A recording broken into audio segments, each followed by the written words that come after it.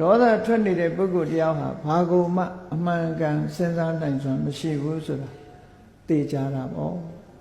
ဘုန်းကြီးတို့တွေဒီကနေ့မှလည်းကိုယ့်ကိုယ်ဆန်းစစ်ပြီးတော့ကြည့်ပေါ့စိတ်တိုးနေတဲ့အချိန်မှာ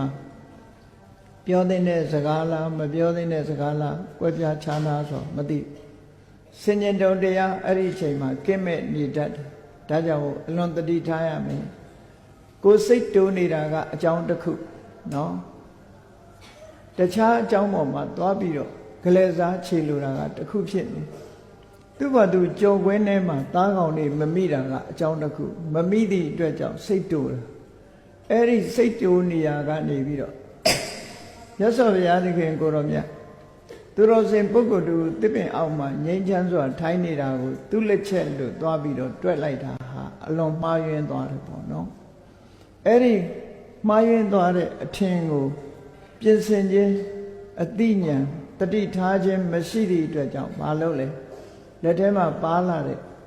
လေးနဲ့ပြစ်တတ်ဖို့ထီအောင်သူစိတ်ကဖြစ်ပေါ်လာခဲ့တယ်ဒါကြောင့်မို့အဲ့ဒီနေရာမှာမုတ်ဆိုးတိုင်းထိုင်ပြီးတော့မြတ်စွာဘုရားဘက်ကိုတဲ့တဲ့ချိန်ပြီးတော့မြားနဲ့ပြစ်ဖို့မြားနဲ့ပြစ်လိုက်တဲ့ဆိုပါစို့ပြစ်လိုက်တဲ့အခါမှာခါတိုင်းဆိုလို့ရှိရင်လေးတင်ပြီးတော့ခလုတ်ဖြုတ်လိုက်တာနဲ့မြားဟာ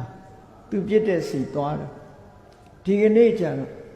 သူ့မြားဟာဖြုတ်လို့မရဘူးဖြစ်နေတယ်အဲ့ဓမ္မခဲခဲရင်ဖြစ်ပြီးတော့ဖြုတ်လို့လည်းမရချလို့လည်းမရသူဟာတကူလုံးဟာပင်ပန်းပြီးတော့ဆင်းရဲဒုက္ခရောက်ပြီးနေရာကလည်းမရွှေ့နိုင်အောင်ခန္ဓာကိုယ်ဟာ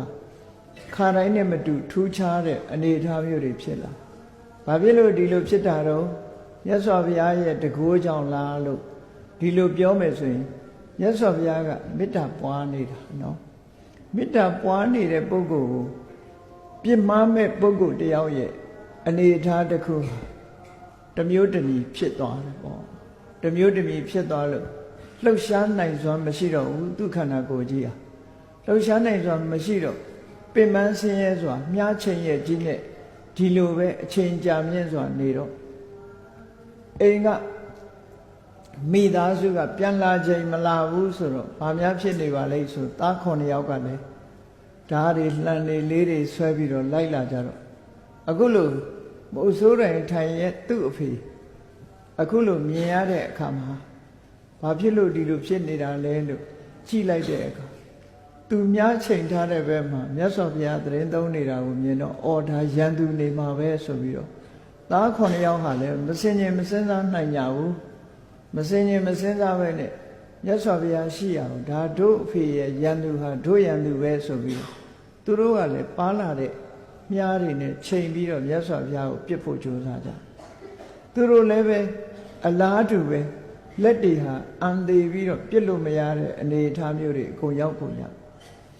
အဲ့ဒါလို့ရောက်ပြီးတော့နေရာကလည်းမရွှေ့နိုင်မပြောင်းနိုင်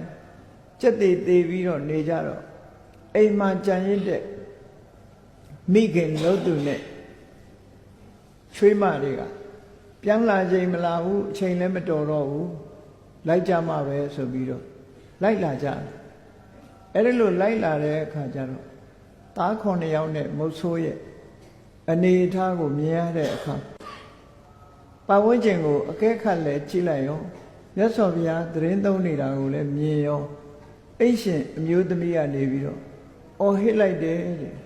မင်းတို့ဘာဖြစ်လို့ငါအဖေကိုပြစ်မှားကြတာလဲငါအဖေကိုမလုပ်ကြနဲ့မပြစ်မှားကြနဲ့လို့သူကအော်ပြောလိုက်တာဟိုလူတွေစက်သေးသေးနေတဲ့ပုဂ္ဂိုလ်တွေကငါအဖေကိုမပြစ်မှားကြပါနဲ့လို့ဆိုတဲ့အတန်လဲကြားလိုက်ရောသူတို့စိတ်ထဲဟာဒါတို့အမျိုးဆိုပါလားတို့တော့မှားကုန်ပြီလို့စိတ်ထဲမှာဒီလိုဖြစ်သွားတယ်